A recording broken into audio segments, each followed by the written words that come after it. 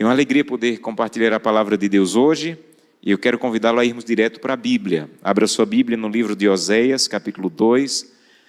Nós vamos estudar alguns versículos aqui desse capítulo. Oséias, capítulo 2.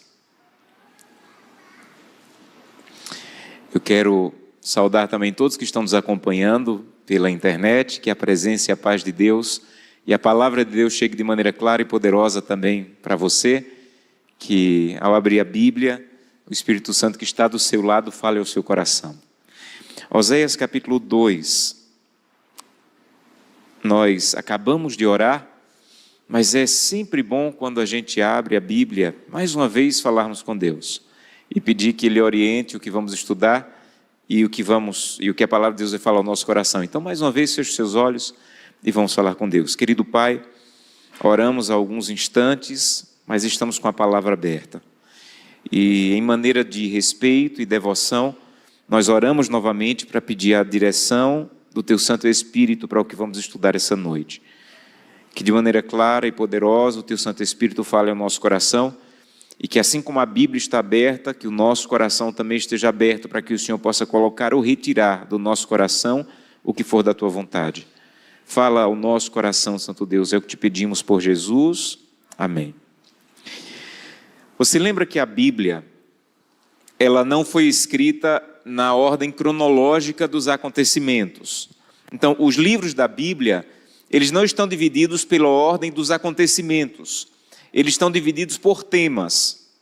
A Bíblia começa com os 5 primeiros livros de Moisés, nós chamamos de Pentateuco, e logo em seguida vem os livros históricos, que contam a história do povo de Deus. Mas aqueles livros não estão em ordem cronológica, como eu disse, dos acontecimentos. Para você ter uma ideia, se a Bíblia estivesse em ordem cronológica, os livros de Ester, Neemias e Esdras deveriam estar depois do livro de Daniel, porque Esdras, Neemias e Ester viveram depois de Daniel. Mas quando os livros da Bíblia foram reunidos, eles foram reunidos por temas. Então começa com Pentateuco, depois vem os livros históricos de Josué, ali, Crônicas, 1 Samuel, 2 Samuel, Reis. Depois vem os livros poéticos, começando por Jó, e vem lá Salmo, Provérbios, Eclesiastes, e em seguida vem os livros proféticos, que reúnem todos os livros que profetas que Deus orientou escreveram. Agora, algumas coisas curiosas sobre os livros proféticos. A primeira coisa é que há mais profetas do que livros escritos. Então, há vários profetas que a Bíblia relata que eram profetas de Deus, que até escreveram algum livro, mas Deus, em sua sabedoria, não permitiu que esses livros chegassem a fazer parte da nossa Bíblia. Então, há livros que alguns profetas escreveram e a Bíblia fala, olha, tem as crônicas da profetisa Ulda. Era uma profetisa de Deus, escreveu alguma coisa, mas na sabedoria divina Deus entendeu que aquele livro que eles escreveram era apenas para o povo de Israel daquela época e não para a nossa época. Agora, se o livro profético chegou na Bíblia, aí você tem que prestar atenção. Porque é Deus dizendo assim, olha, isso que esse profeta escreveu, ele era importante para o povo de Israel antigamente, mas eu preservei esse livro na Bíblia porque era importante para o Israel de hoje também. Então, os livros proféticos são um recado de Deus para o Israel antigo e o Israel moderno. Os livros proféticos têm uma outra característica importante para nossa compreensão da mensagem de hoje. Um profeta, ele nunca era chamado por Deus para escrever e dizer assim, Israel, está tudo bem com você. Nunca. Deus nunca chamava um profeta para escrever dizendo assim, olha, Israel, fica tranquilo, vocês estão bem, vocês estão andando com Deus, vocês são fiéis a Deus. Nunca. Os profetas sempre eram chamados no momento de crise. Quando o povo estava distante de Deus, quando o povo estava longe de Deus, quando o povo estava vivendo em infidelidade, aí Deus levantava um profeta para chamar a atenção de Israel, para sacudir Israel. Então, os escritores bíblicos como Davi, escritores bíblicos como Samuel, escritores bíblicos escreveram alguns livros ali contando a história, contando poesias, escrevendo salmos. O profeta não. Sempre que um profeta era chamado por Deus, era para dar uma sacudida, para tentar alertar Israel, para dizer: Israel, você está no caminho de perdição. Por isso que os livros proféticos são tão importantes. Por isso deveríamos estudar mais os livros proféticos, porque é Deus dizendo: do jeito que eu queria alertar Israel de antigamente, eu quero alertar vocês hoje.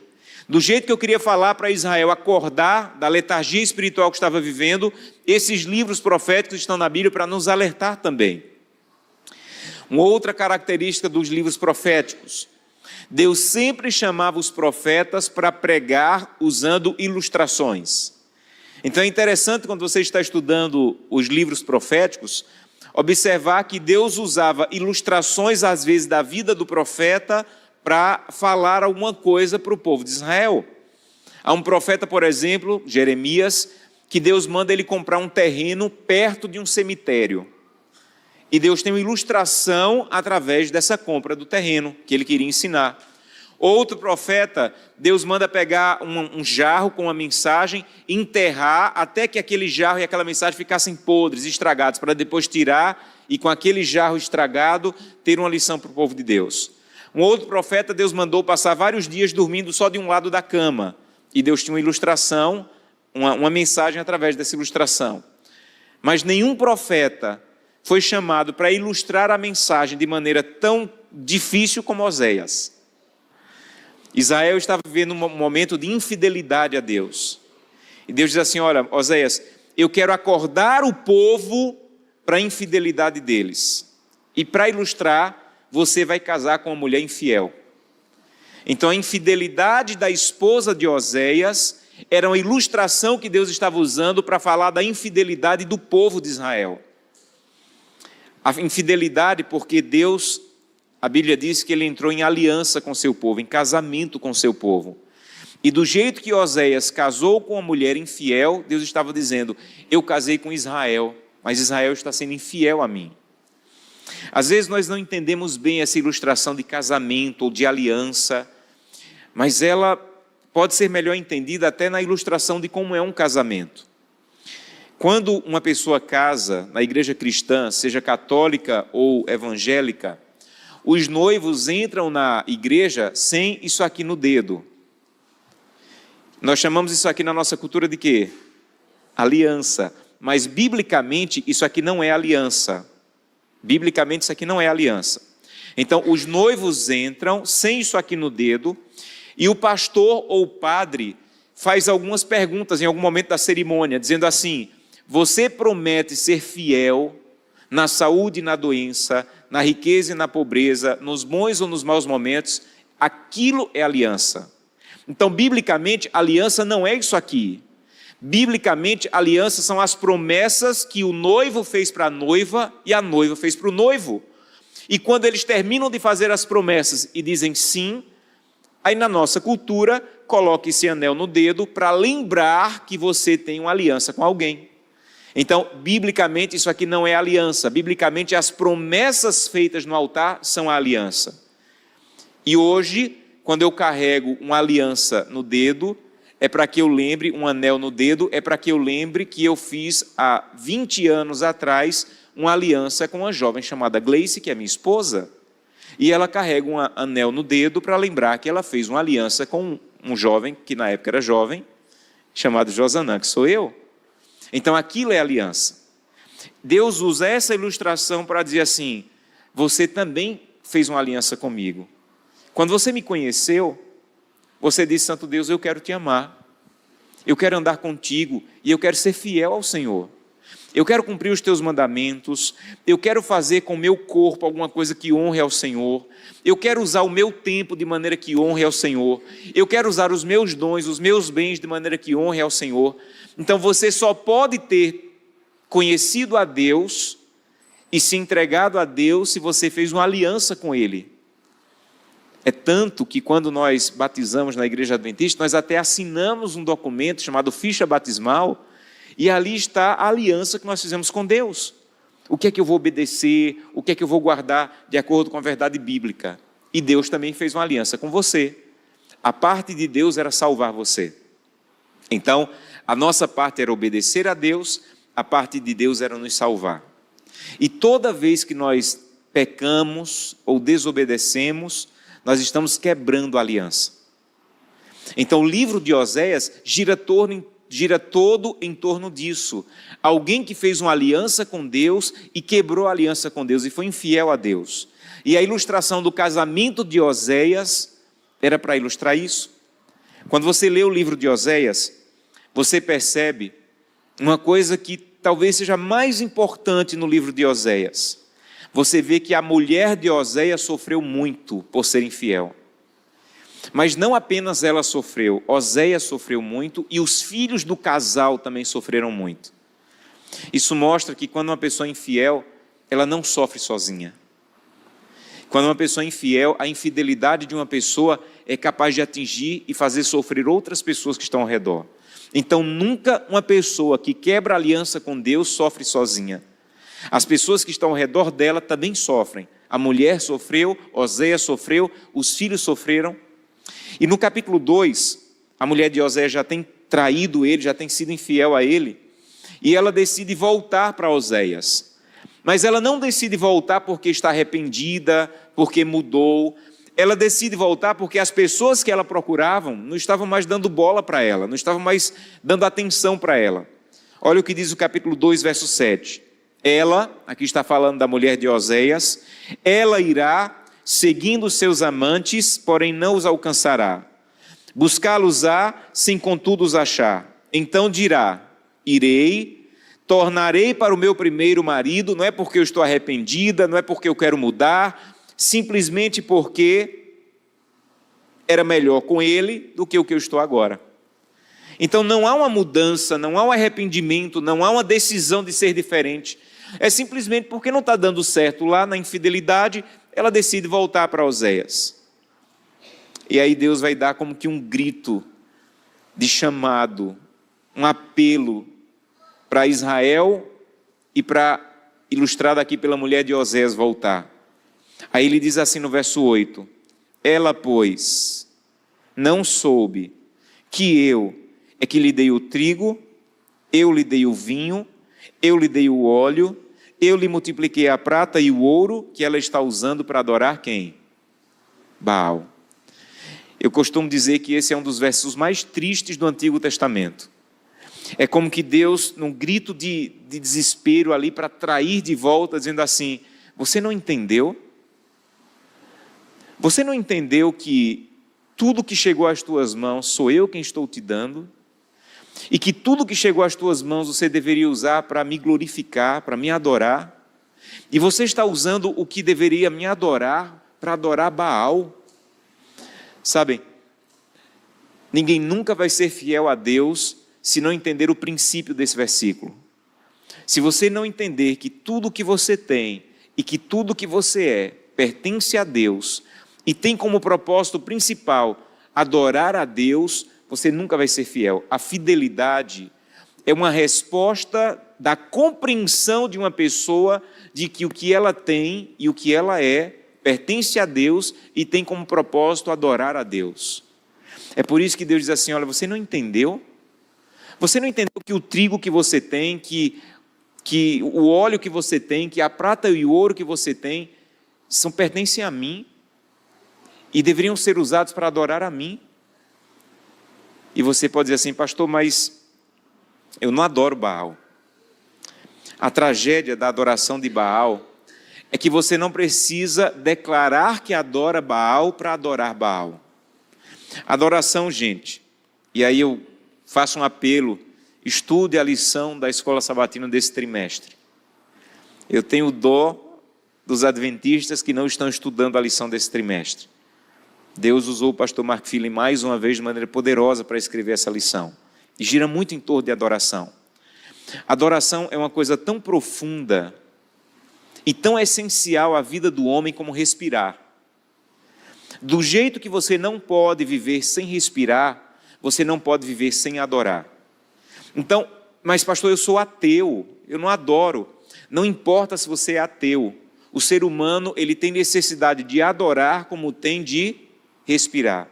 Você pode não adorar a Deus como ateu, mas você não pode dizer que não adora.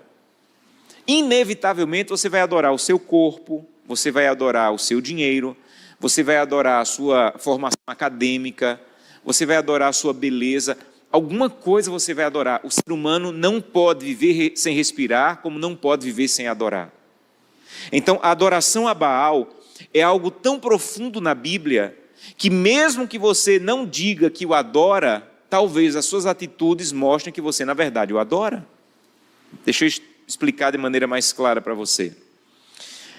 A Bíblia diz que o tempo que nós temos é uma dádiva de Deus, porque nós não temos tempo, Deus tem tempo.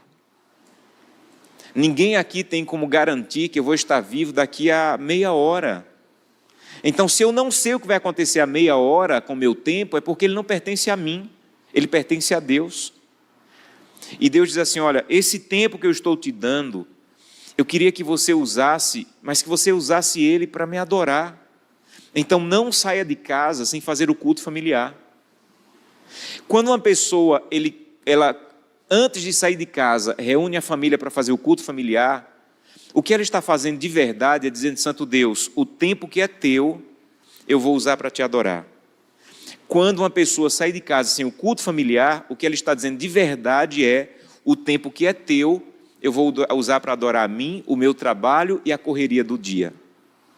Há uma citação no livro Conselho sobre Mordomia, página 26, que diz que só há 2 lugares no universo onde você pode colocar os seus tesouros. Vou repetir. Só há 2 lugares no universo onde você pode colocar os seus tesouros. Aí ela diz, ou nos celeiros de Deus, ou nos celeiros de Satanás. Essa é a questão de adorar Baal. Porque quando você não está usando o que deveria adorar a Deus para adorar a Deus, mesmo que você não declare, você está usando para adorar o inimigo de Deus. E a grande tragédia da vida cristã é que nós estamos tropeçando no óbvio. Tem pessoas que pensam assim, eu acordei, não busquei a Deus, fui para o trabalho, fui para a escola, fui para a faculdade, e eu estava até bem durante o dia. Aí no final do dia eu menti, eu pequei no final do dia. Está errado. Você não pecou no final do dia, você pecou no começo do dia quando não foi a presença de Deus. E a queda do final do dia é consequência da queda do começo do dia. Então, um homem que adultera no final do dia, uma mulher que adultera no final do dia, não pode dizer que pecou no final do dia. Ele tem que compreender que ele pecou no começo do dia, quando não foi de maneira poderosa a presença de Deus. E a queda no final do dia é só uma consequência da grande queda que foi a queda do começo do dia, quando não foi a presença de Deus. Então, o que Deus está dizendo aqui através do livro de Oséias é, o que você tem, você deveria usar para glorificar a mim. E você não tem usado, você tem saído de casa sem orar. Você tem saído de casa sem ler a Bíblia. Você tem saído de casa, deixado sua família sair de casa sem fazer o culto familiar. Ellen White tem uma citação muito dura, muito forte, que ela diz assim, eu tenho medo de me hospedar na casa de uma pessoa que não tem o culto familiar. E ela diz, eu só me hospedaria nessa casa se fosse para ajudar essa família a colocar em dias a devoção pessoal. Porque é perigoso ficar numa casa que não tem devoção pessoal. Pastor, mas nós guardamos o sábado nessa casa. Nós temos função na igreja. As pessoas dessa casa aqui todas têm função da igreja. Mas o que Deus está dizendo é, você está usando o tempo que deveria para adorar a Deus, para fazer só a sua vontade. Então Deus está dizendo, o teu corpo não pertence a você. E você não deveria usar só do jeito que você quer. Você não deveria se alimentar só do jeito que você quer. Não, você não deveria só dormir na hora que você quer. Você não deveria fazer atividade física só quando você quer. Você deveria usar o que eu te dei para me adorar, para glorificar o meu nome. Você deveria usar os recursos financeiros que eu te dei para me glorificar.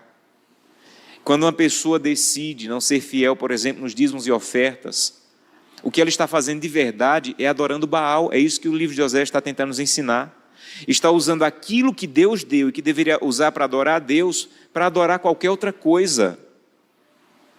Então Deus queria chamar a atenção do povo de Israel, como quer chamar a nossa atenção. Desperta. coisas que eu tenho dado para você me adorar, você tem usado para adorar a você mesmo.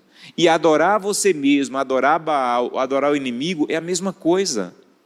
Porque só há dois lugares que você pode colocar os seus tesouros, ou nos celeiros de Deus, ou nos celeiros do inimigo de Deus. Um dia, eu vi um testemunho de um jovem que era o único adventista da família.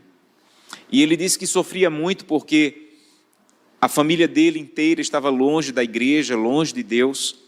E para piorar, um dia a mãe dele ligou para ele e disse: filho, eu estou frequentando um lugar de magia. E ele disse assim: meu Deus, além de ninguém da minha família ser da igreja, minha mãe está frequentando um lugar que eu sei claramente que não pertence a Deus. E um dia ele foi visitar a mãe, estava dirigindo, a mãe estava do lado. E a mãe disse assim: filho, sabe por que eu vou nesse lugar de magias? Porque lá eles revelam o futuro da nossa família. E ela falou: a primeira vez que eu fui saber do seu pai. E a mulher jogou umas bolas lá, falou umas palavras e disse assim: eu encontrei seu marido, vai sofrer um acidente. E ela disse: filho, lembra que teu pai sofreu um acidente no trabalho? Antes dele sofrer o acidente, a mulher me avisou. A segunda vez que eu fui lá, eu fui saber de seu irmão. E a mulher jogou umas bolas, falou umas palavras e disse assim: eu encontrei seu filho. Ele vai sofrer uma desilusão amorosa. Ela disse: filho, lembra que teu irmão acabou o noivado e sofreu muito? Antes dele acabar o noivado, a mulher me avisou. E ela começou a chorar e disse: filho, a terceira vez que eu fui lá, eu fui saber de você. A mulher jogou umas bolas, falou umas palavras e disse: você não tem outro filho, você só tem um filho. E ela disse: claro que eu tenho outro filho. E a mulher jogou as bolas novamente, falou as palavras e disse: você está me fazendo perder tempo, você não tem outro filho. Ela disse: claro que eu tenho outro filho.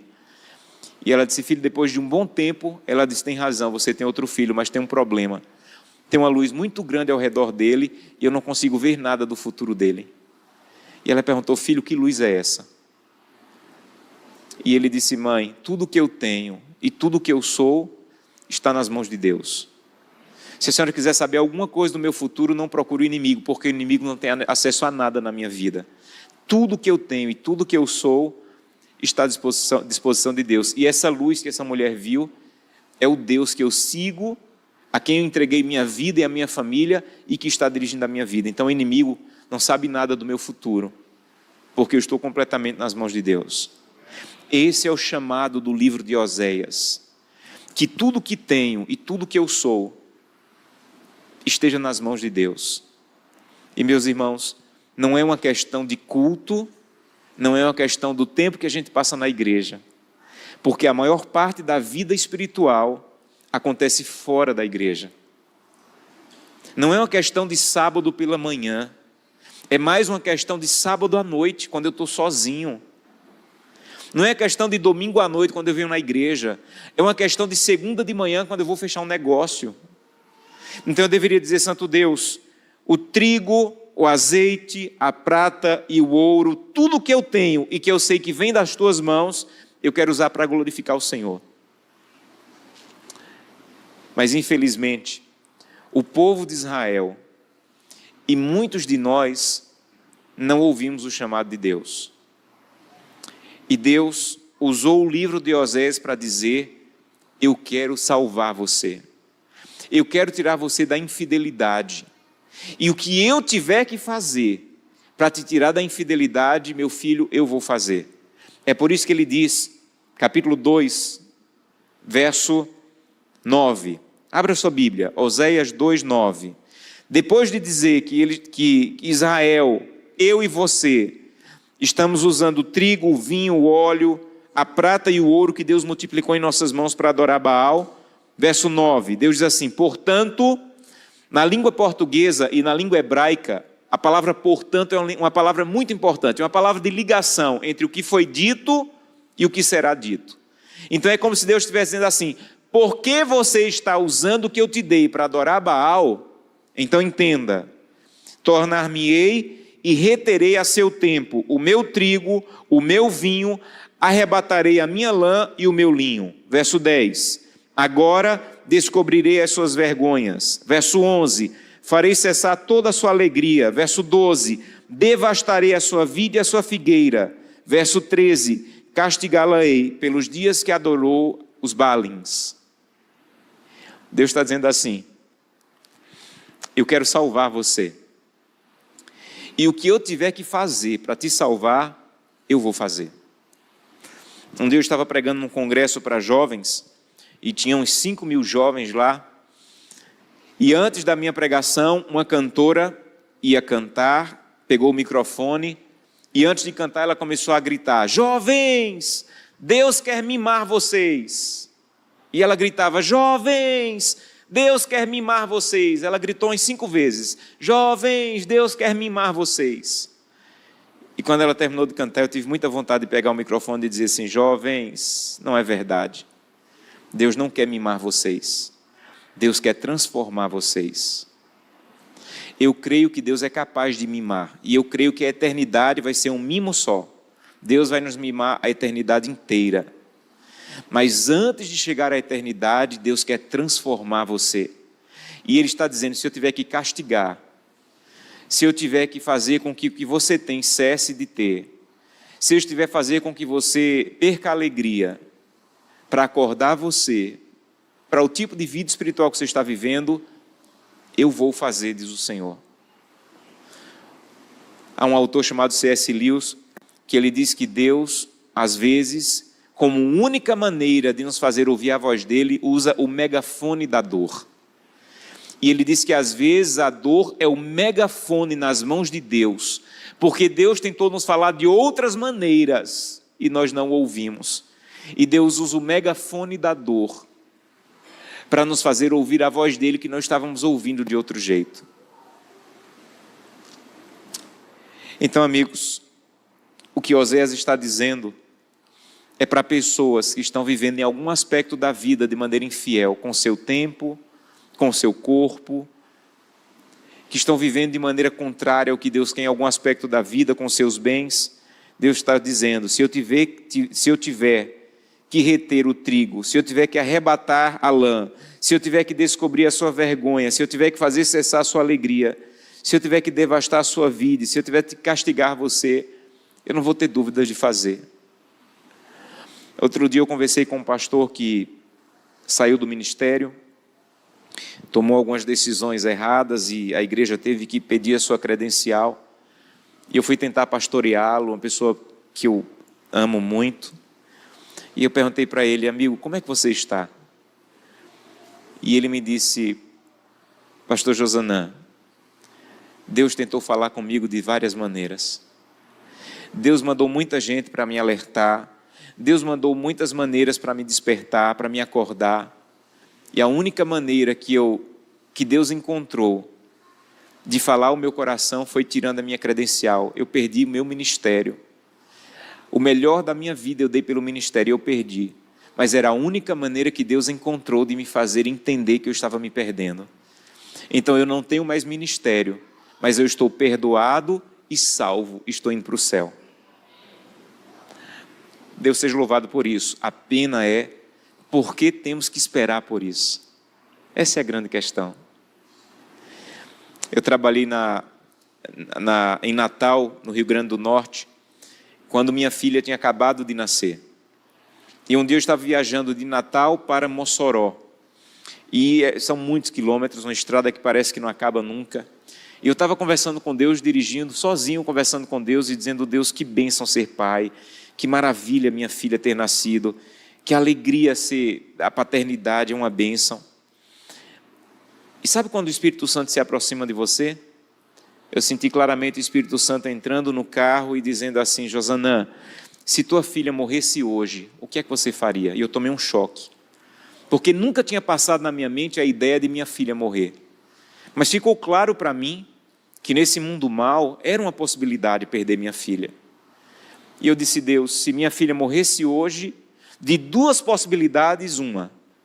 Eu ia ter que escolher uma. Ou eu iria me revoltar contra Deus, eu iria culpar Deus, eu iria abandonar Deus, ou eu iria me consagrar como nunca me consagrei, eu iria te buscar como nunca busquei, eu iria pregar sobre a volta de Jesus como eu nunca preguei, para que Jesus voltasse logo e eu reencontrasse minha filha na ressurreição.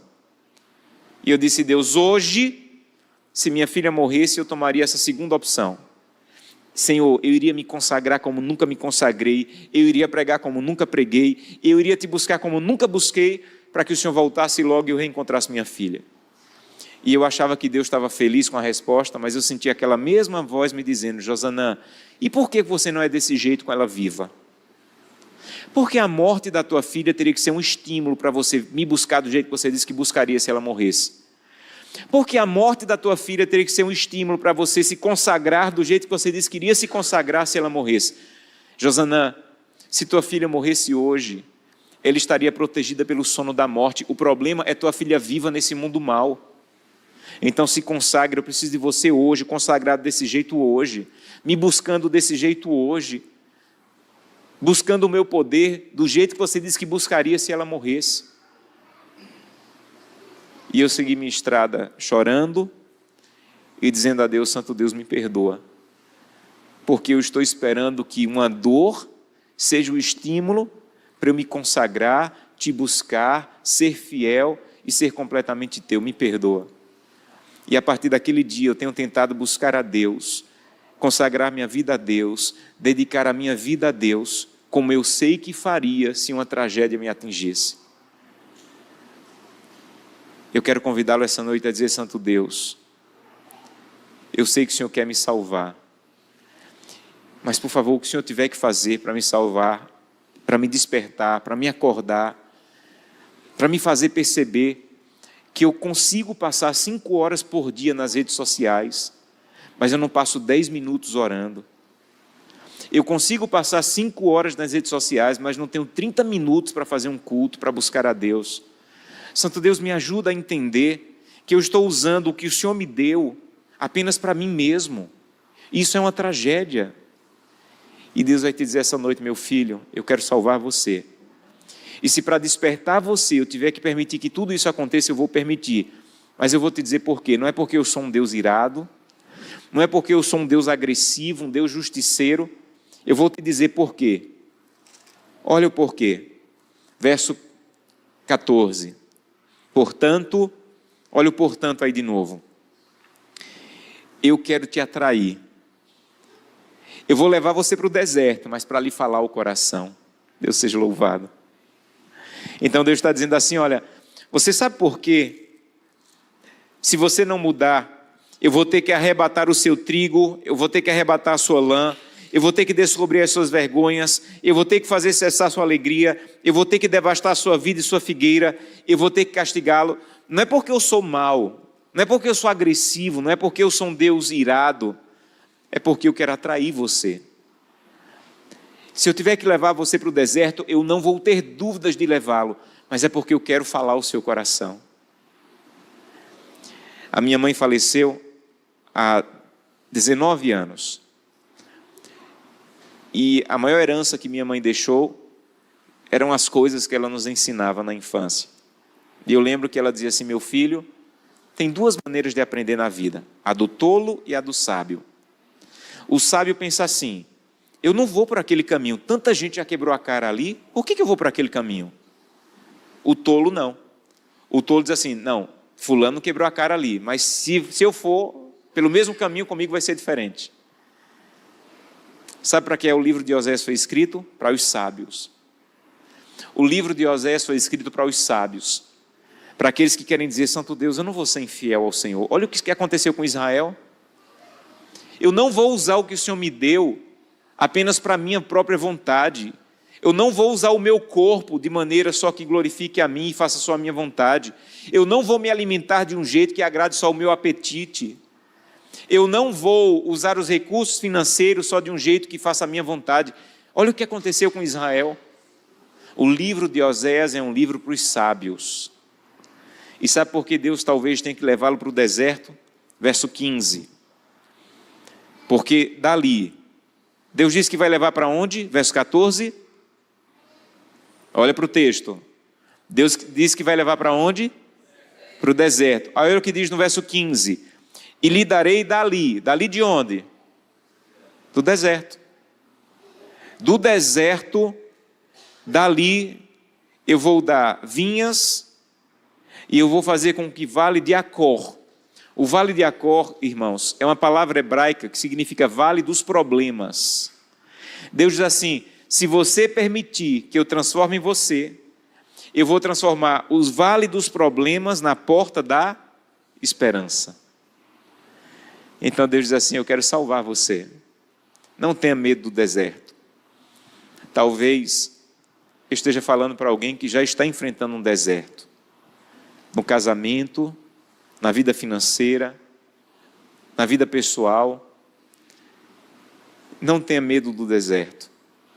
Porque talvez é a única maneira que Deus tenha de fazer você enxergar que o problema não é a pessoa que você está casado com ela. O problema é que não tem Deus nesse casamento. E Deus está permitindo que você vá para o deserto.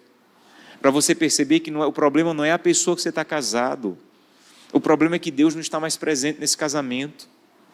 E se você ouvir Deus, Ele pode fazer com que o vale dos problemas se transforme na porta da esperança. Talvez Deus esteja conduzindo você para o deserto apenas para você entender que você está indo pelo caminho da perdição e era a única maneira de Deus conseguir tirar você do caminho da perdição, era levando você para o deserto, para o vale dos problemas. Mas Deus pode transformar o vale dos problemas na porta da esperança. E sabe por que Deus quer fazer isso? Verso 15.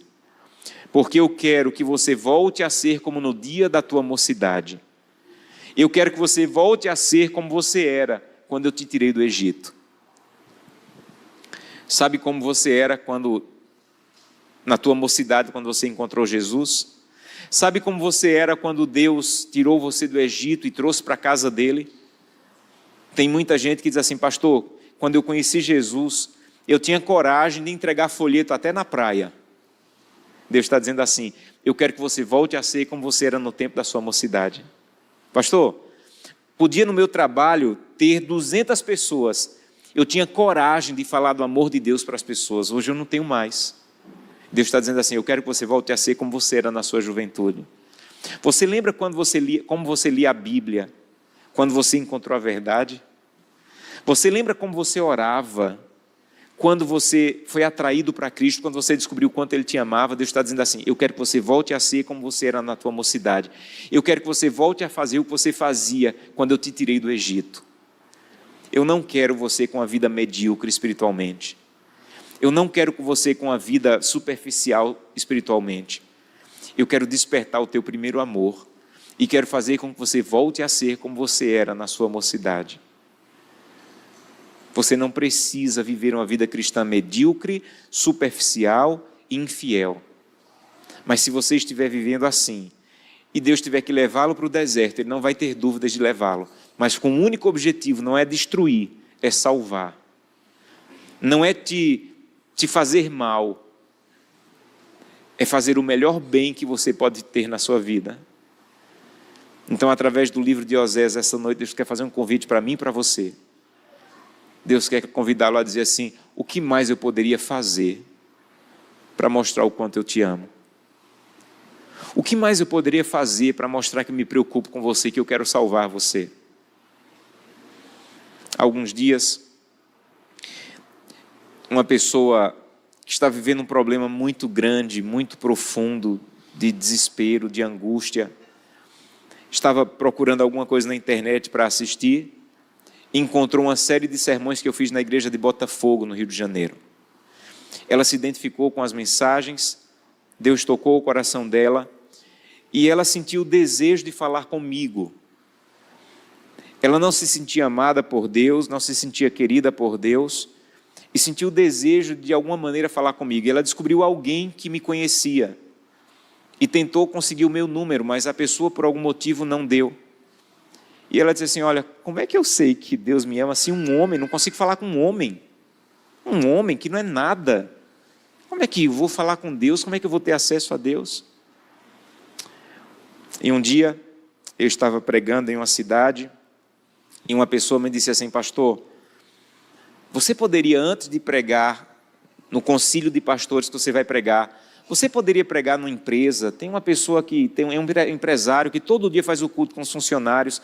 Antes de pregar lá no concílio dos pastores, você poderia pregar nessa empresa? Eu disse: tá bom, vamos lá. Saímos mais cedo do hotel, pregamos.